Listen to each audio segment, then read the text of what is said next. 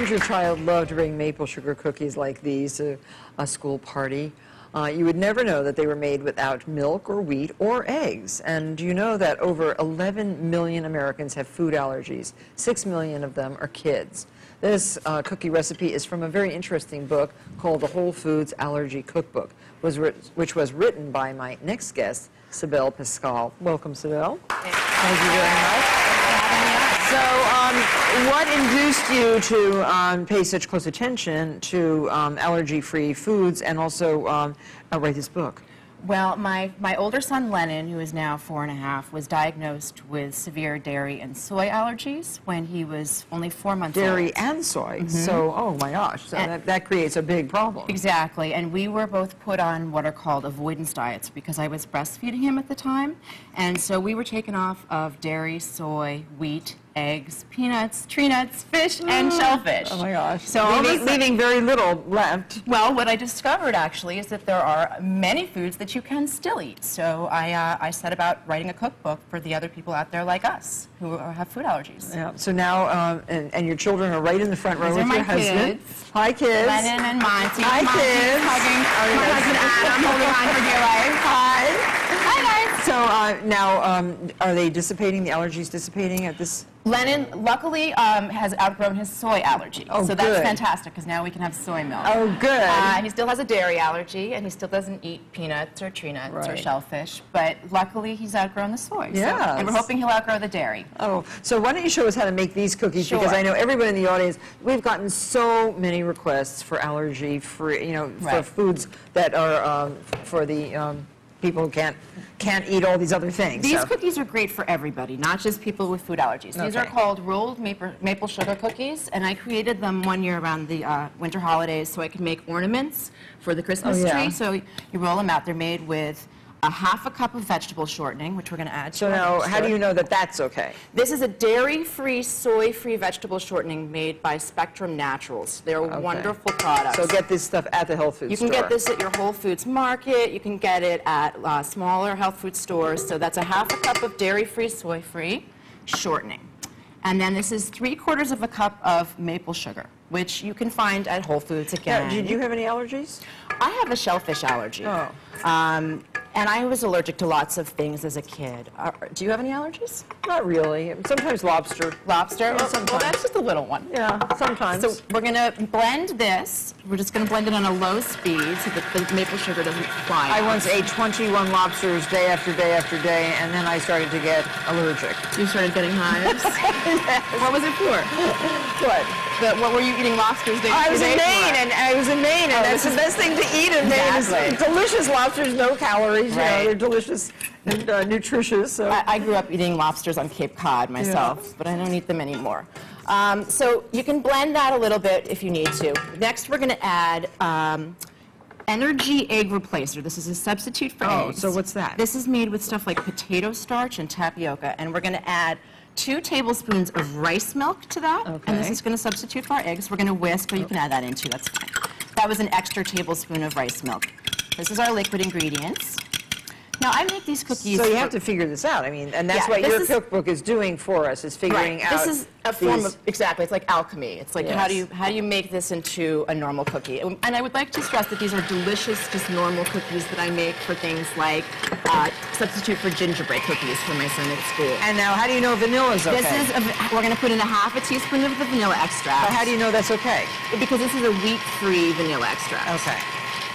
Now, the top food allergens are the eggs, the wheat, the dairy, the soy, the peanuts, tree nuts, fish, and shellfish. So we've got our liquid ingredients all blended. You're going to put together 3/4 of a cup of oat flour, and we're mixing it with 3/4 of a cup of barley flour. There, that does away with the wheat. Right, exactly.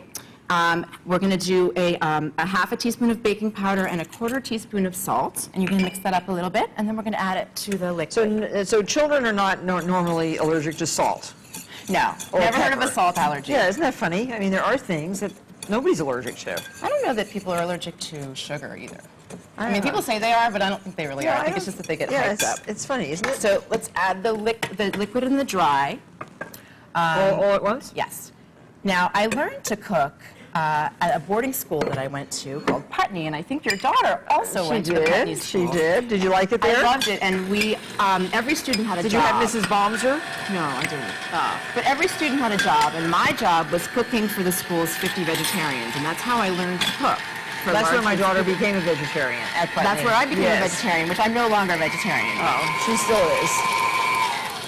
Okay, so we are going to mold this. So there it is. It's just beautiful dough. We're going to mold it into a ball, and you're going to use your hands, if necessary, to sort of clump it together, and you're going to put it into plastic wrap and refrigerate it for an hour before we roll it out. Okay. We're going to be right back with the rest of the recipe.